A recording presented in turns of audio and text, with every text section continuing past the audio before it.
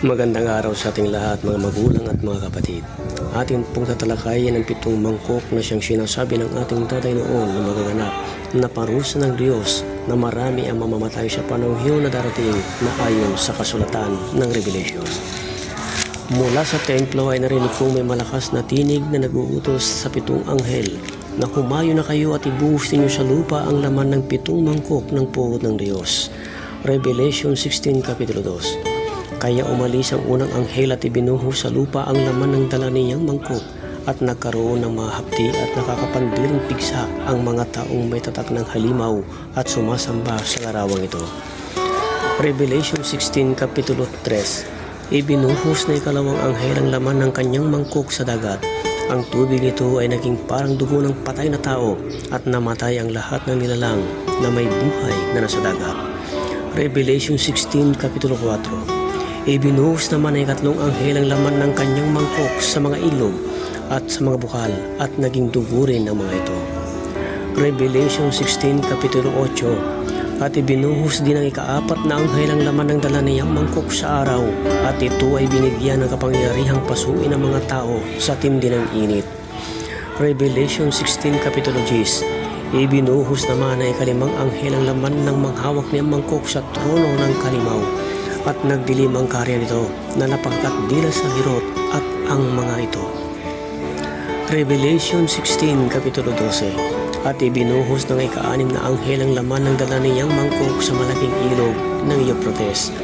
Natuyo ang ilog upang magkaroon ng landas para sa mga haring mula sa silangan at nakita kong lumabas mula sa bunganga ng dragon, sa bunganga ng halimaw at sa bunganga ng huwad ng propeta ang 3 karumal-dumal na espiritong mukhang palaka. Ang mga ito ay mga espiritu ng mga demonyong gumagawa ng mga kabalaghan. Pinuntahan nila ang lahat ng mga hari sa daigdig upang tipunin nila para labanan ang dakilang araw ng Diyos na makapangyarihan sa lahat.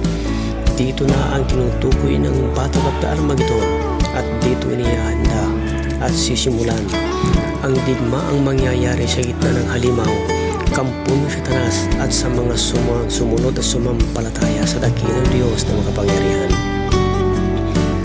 Revelation 16, Kapitulo 17 at 21.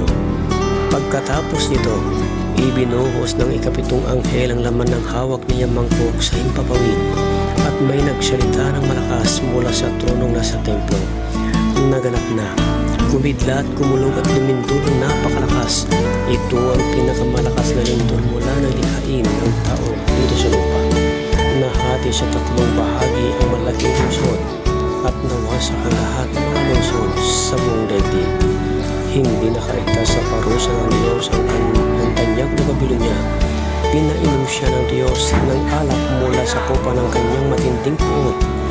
Umalis ang lahat ng mga puno at nawala ang lahat ng mga bundok. Umulan ng malaking batong yelo na tumitimbang ng halos 50 kilo bawat isa at nabagsakan ng mga tao at nilapastangan ng mga tao ang Diyos dahil sa nakakapangilabot na salot na iyon.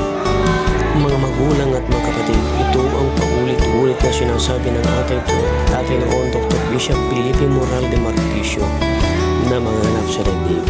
Pagsapit ng panahon na yan dahil sa matinding parusa ng Diyos na mararanasan ng mga tao. Ngunit mapalad tayo at nalaman natin ito buhat sa Kanya, ngunit hindi lahat ay nakakalam ito. Kaya manalig tayo sa Diyos na mapangyarihan sa lahat. Kaya manatili tayo sa liwanag mula sa lahat. Hover Shal, Dr. Judge Philhao. Kaya mapalad ang nakakalam ng propesiyang ito ayon sa Revelation 1 verse 3. Pinagpala ang bumabasa ng aklat na ito, ang mga nakikinig sa propesiyang ito at tumutupad sa nakasulat dito sapagkat malapit na ito ang mga